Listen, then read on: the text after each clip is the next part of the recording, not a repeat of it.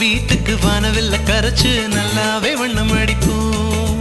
சின்ன தோட்டத்தில் நட்சத்திரம் பூக்கும் சின்ன சின்ன